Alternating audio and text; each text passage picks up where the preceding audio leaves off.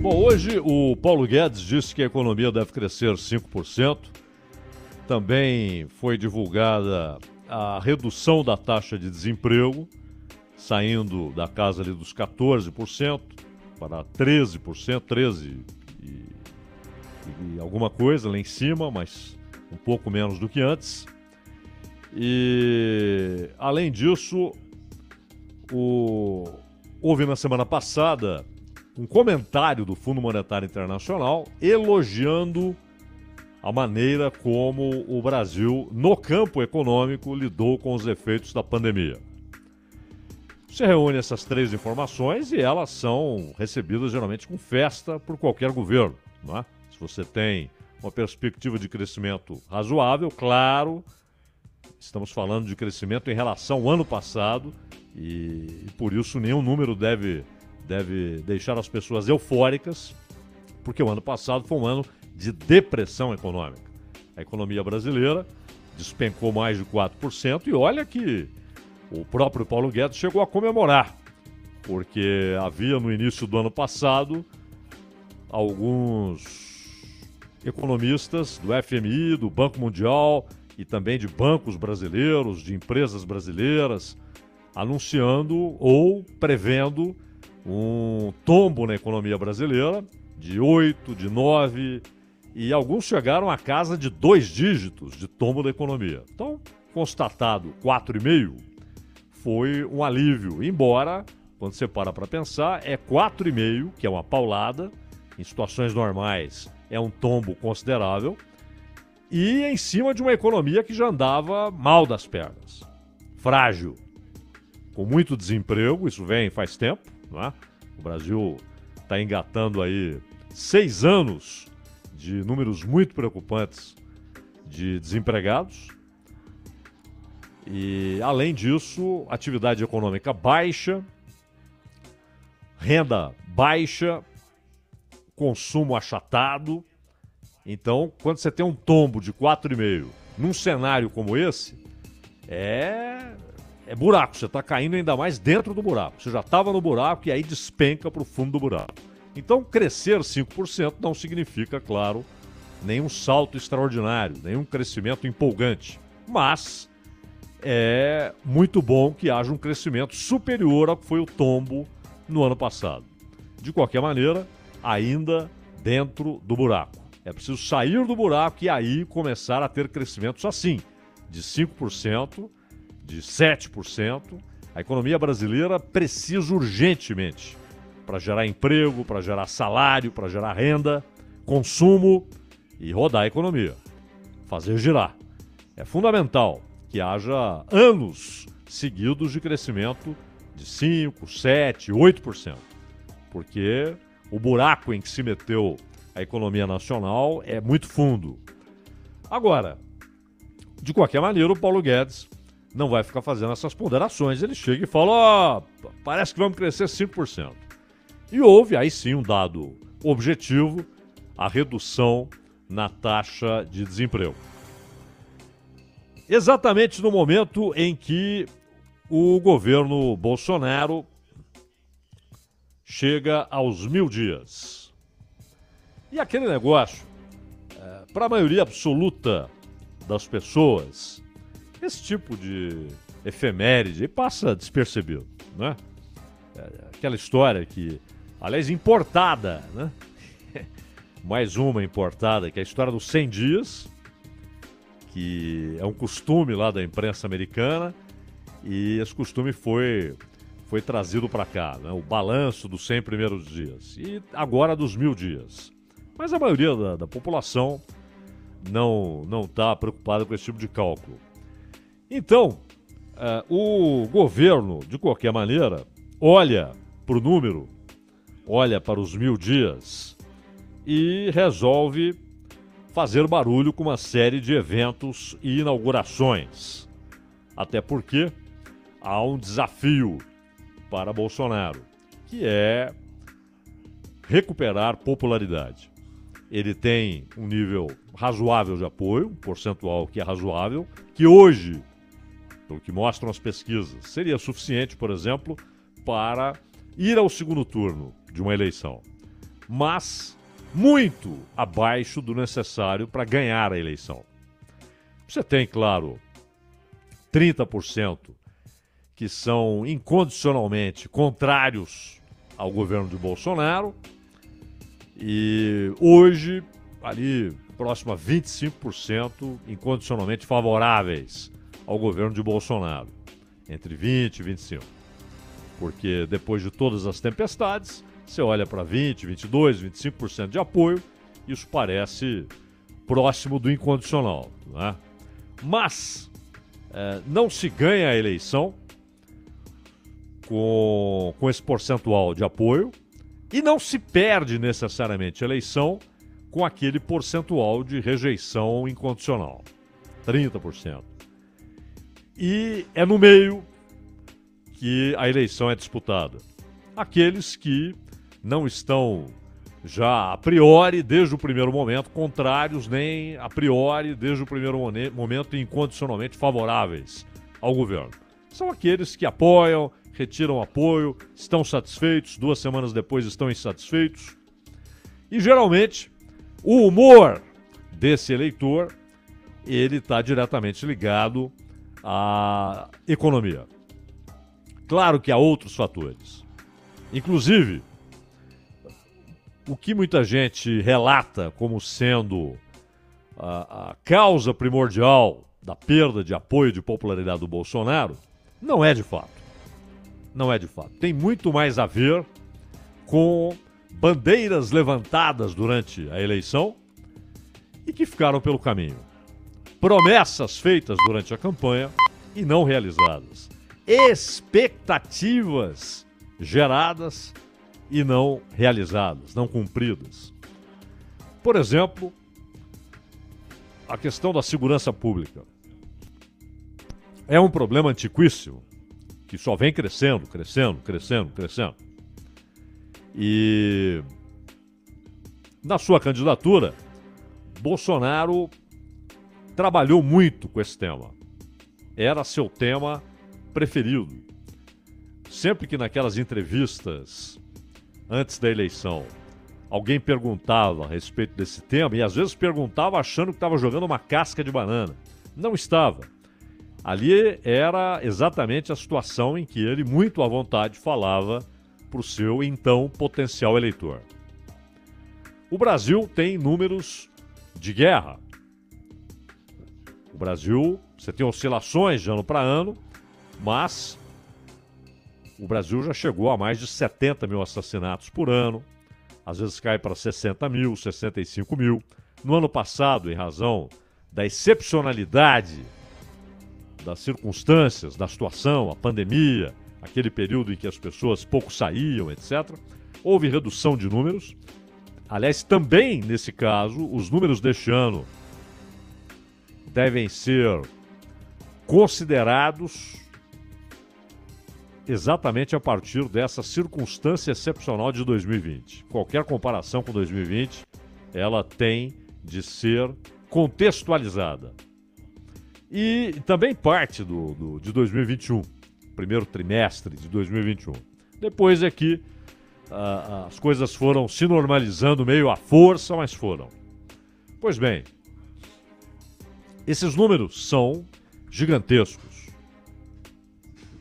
E viraram, inclusive, parte banal do noticiário, ou seja, sem qualquer destaque, né? Isso virou a notícia, como quem diz assim, cresceu a produção de algodão, cresceu a produção de placas de ferro, cresceu o número de assassinatos.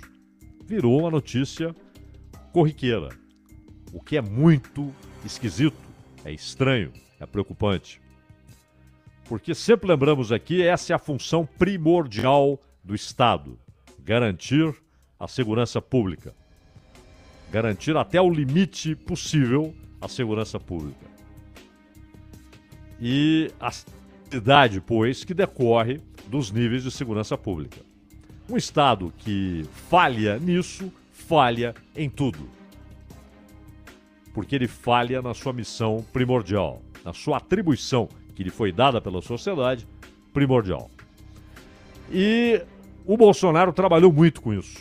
na campanha: o combate à criminalidade. E, paralelamente, os acenos de que o seu governo seria implacável também com a corrupção. Então, o combate implacável à corrupção, o combate implacável à criminalidade foram decisivos na vitória do Bolsonaro. E, claro que isso provocou uma expectativa. E eu me lembro de conversas de rua, conversas de boteco, né? Manifestações em conversas de esquina, em que as pessoas, de fato, acreditavam que haveria uma mudança radical, por exemplo, no problema da segurança pública. 1000 dias depois, e o cenário é o mesmo. O mesmo. Claro que tem a ver com o Congresso Nacional, que, por exemplo, se mostra incapaz de decidir a parte mais superficial do problema na legislação. Que a legislação tem vários problemas em relação à segurança pública. É uma legislação ruim, uma legislação falha, frouxa. O judiciário, diversas vezes, tendo a opção, porque muitas vezes se diz o juiz apenas determina o que está na lei. Só que no Brasil, e não só no Brasil, mas você tem aquilo que o Eros Roberto Grau, né, que foi ministro do Supremo, professor na USP, ele chamava de a subjetividade da lei. E a subjetividade, que a gente nota semanalmente, por exemplo, nos julgamentos do Supremo, claramente o texto que serve como referência, que é o texto constitucional, ele permite leituras diferentes pela sua subjetividade. Há poucos casos em que sua objetividade é irremovível. Há muitos casos, a maioria, em que o texto permite leituras diferentes. Portanto, subjetividades, critérios até pessoais. E isso é notável e notório no que acontece no Supremo, nas votações, né? Mas também, na primeira instância, também nos gabinetes dos juízes que lidam ali com o dia a dia da criminalidade, etc., também há subjetividade. E muitas vezes as interpretações dadas acabam revelando o que o juiz pensa, o que ele deseja, a maneira como ele enxerga o problema, a maneira como ele enxerga a sociedade, a maneira como ele enxerga a causa do problema. Mas, para a maioria absoluta dos eleitores, todas essas situações, essas variáveis, o que faz o Congresso, o que faz o juiz, quando chega um caso lá de tráfico, de assassinato, de roubo, seja o que for, de assalto a banco, não importa. Ou da violência do cotidiano, né? Dos pequenos casos, mas que se acumulam e viram uma situação gigantesca assolando o dia a dia das pessoas. A maioria das pessoas não vai ficar fazendo esse tipo de consideração. Ela olha para o governo, não é? Principalmente quando lá está um presidente que foi eleito. Também porque acenou com a bandeira do combate implacável à criminalidade. 1000 dias depois, o quadro é praticamente o mesmo. E claro, questionado a respeito, como já foi, o Bolsonaro dirá, bom, mas e o Congresso? Mas e o Judiciário? E a leitura feita das leis? Eu sozinho não mudo leis, é verdade. Mas houve a possibilidade de, inclusive, alguns dos vetos do Bolsonaro e alguns dos pontos que não foram vetados, e em ambas as situações contrariando o então ministro Sérgio Moro, essa foi uma das causas do desgaste entre Bolsonaro e Moro.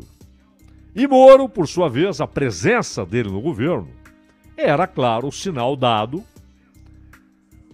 pós-eleição, mas o sinal dado para os seus eleitores, para aqueles que aguardavam a posse do novo governo, de que o combate à corrupção seria também um dos motores da administração do Bolsonaro. E que a escolha do Sérgio Moro estava diretamente ligada a essa intenção. O Sérgio Moro não ficou, os desgastes vieram rapidamente, também porque ele passou inicialmente ali com os amigos e depois publicamente ele passou a questionar se de fato o governo tinha a intenção de combater a corrupção. A escolha do Cássio Nunes Marques para a vaga do Celso de Mello também gerou desgaste nessa área. Aí, claro, para aquele eleitor que se interessa pelo noticiário e sabia que o Cássio Nunes Marques era um daqueles que passavam o tempo mandando bala na Lava Jato. Um daqueles que manifestavam aversão à Lava Jato. E aqui não é Sérgio Moro, não é Curitiba, não é 13ª Vara Federal. É o conceito da força-tarefa mobilizada. Procuradores, policiais, juízes, para o combate à corrupção. E esse conceito, desde sempre, parecia incomodar, por exemplo, o Cássio Nunes Marques. Então, o mesmo presidente que havia convidado o Sérgio Moro para o Ministério da Justiça, o que, queiram ou não, era um afago na Lava Jato e um uso da popularidade que então a Lava Jato tinha. Ou tinha para grande parte da população, não inteira, é claro. Por exemplo, quem apoia o Lula, quem apoia o PT e também partidos que orbitam o PT, esse pessoal sempre se posicionou contra a Lava Jato, porque o alvo primordial ali foi o PT, de maneira geral, e o Lula especificamente. Mas para a maioria da população, Lava Jato era sinônimo de algo positivo. Estão combatendo a roubalheira. Olha só, no país onde rico não vai preso, onde político não vai preso, bilionários e políticos importantíssimos estão sendo investigados, alguns presos, etc. Essa foi a leitura de grande parte da população. Então, quando o Moro é chamado, não há dúvida de que havia ali não apenas um afago, mas também o uso da popularidade do Sérgio Moro. Já não para efeito eleitoral, que foi posterior, mas para efeito de apoio ao governo e de fortalecimento da ideia de que o governo combateria a corrupção. E, ao mesmo tempo, o pacote que o Moro apresenta de cara, ele trata exatamente desses dois assuntos. Combate à corrupção e combate ao crime organizado, à criminalidade em alta escala, etc. E, além disso, Bolsonaro diz na Rádio Bandeirantes que Sérgio Moro seria indicado para o Supremo. Esse era o cenário no começo do governo. Rapidamente desfeito tal cenário, não só em relação ao Sérgio Moro, porque o Bolsonaro podia dizer, olha, eu penso a mesmíssima coisa que eu pensava antes da Lava Jato, mas o Sérgio Moro me decepcionou. Ele podia dizer isso. Não fez como ministro que eu esperava, que é coisa do gênero. Não. Foi um rompimento com o apoio geral, inclusive as críticas que ele passou a fazer, por exemplo, a procuradores da Lava Jato, não ao Sérgio Moro. E aí, a indicação de um sujeito que passara os últimos anos metralhando a Lava Jato para o Supremo. É inequívoca a mudança. Não há dúvida. E em relação à criminalidade, nada aconteceu. É fato que o Congresso nada fez acontecer.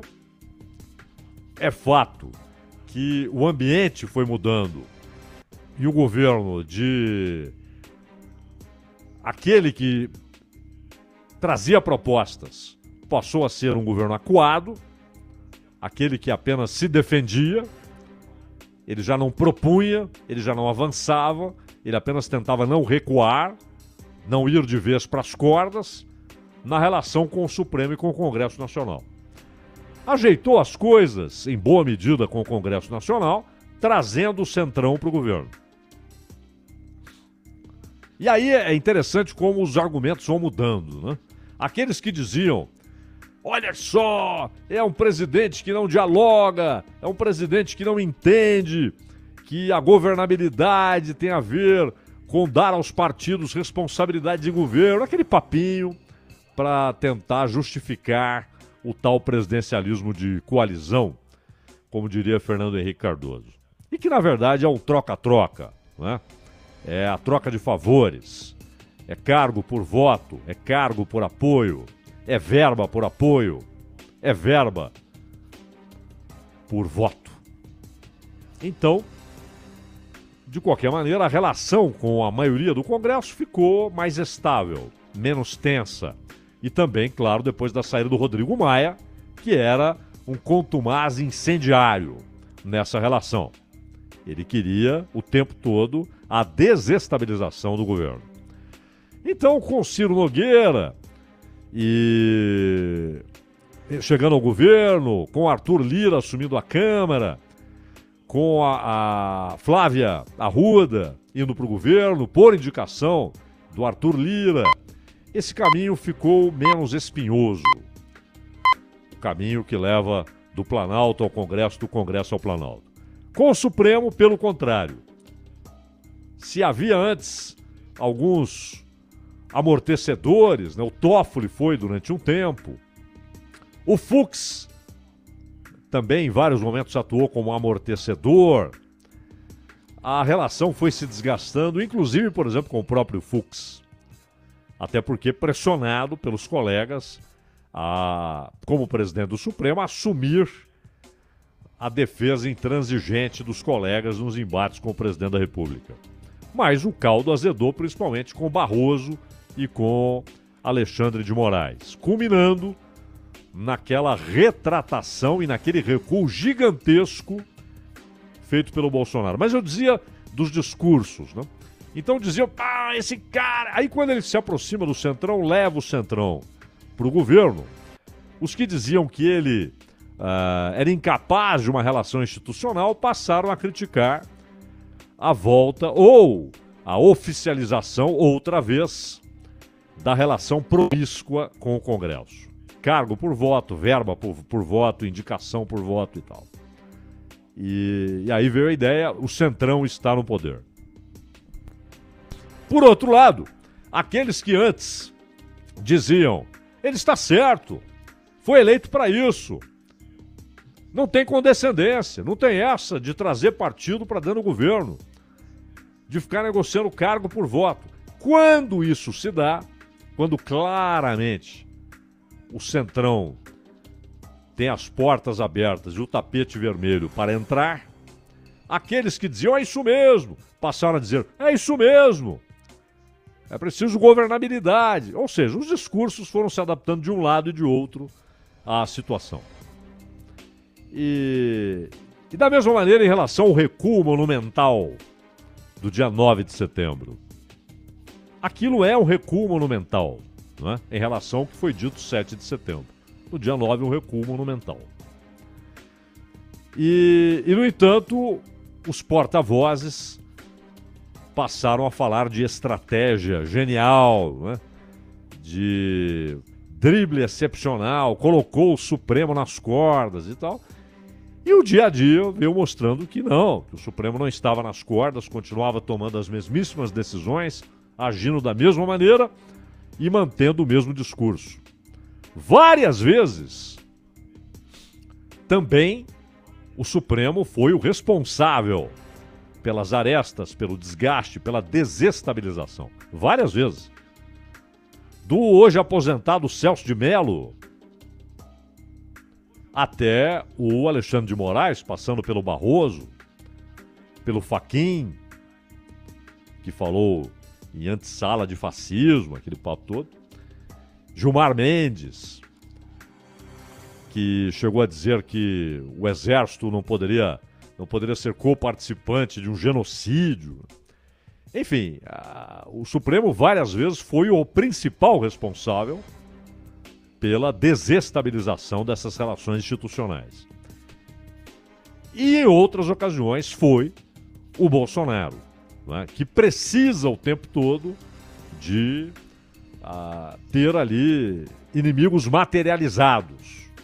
E quando não há nada muito visível, notório, perceptível, ele trata de enfatizar, então, o ataque ao ministro supremo, alguém do Congresso, a uma instituição, seja o que for, né? Ou a imprensa. Mas é sempre importante ter ali o inimigo materializado. Enfim, 1000 dias depois, pouca coisa mudou. Mas o que será decisivo para o eleitorado que está ali no meio, que não é necessariamente Bolsonaro, não é necessariamente contra Bolsonaro, não é incondicionalmente Lula, não é incondicionalmente contra Lula, ele vai votar ali pela sua percepção no momento. E aí a economia tem muito a dizer, mas não só a economia. O Bolsonaro perdeu muito terreno ao não dar as respostas que havia prometido ao problema da insegurança pública, que não é um problema à parte, não é um problema periférico, é um flagelo diário nas cidades brasileiras, grandes, médias e até pequenas. E o sujeito que despertou em muitos a expectativa de que o problema seria enfrentado, não o enfrentou. Ah, mas e o Congresso? O Congresso nem foi instigado a mudar. Nem foi desafiado a mudar. Não foi. Não foi. E na corrupção, a mesma coisa.